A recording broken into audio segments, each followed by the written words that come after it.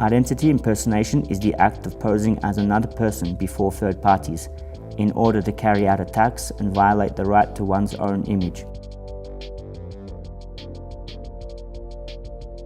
This action is implemented frequently, more than what is believed in social networks. Nowadays, it is usual to find false profiles which use other people's photographs, either to incur scams, theft of passwords, data, bank accounts, or any type of fraudulent activity.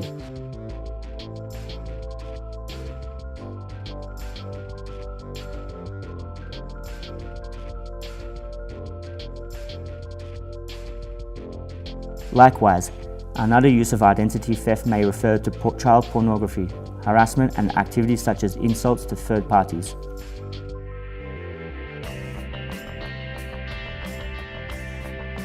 To protect yourself from this, you can limit the amount of information that you add to social networks, such as cell phone number, date of birth, and address where you reside.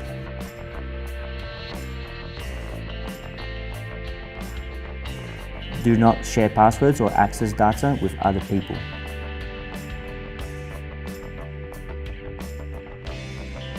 Use passwords that do not contain your date of birth.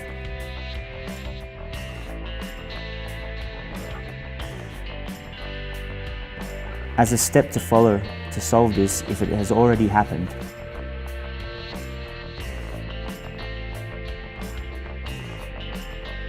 take evidence of the impersonation.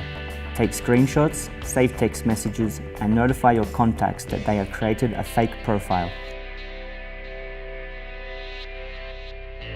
Report it in the application and comment to your friends so that they report it in the same way, so this account will be blocked.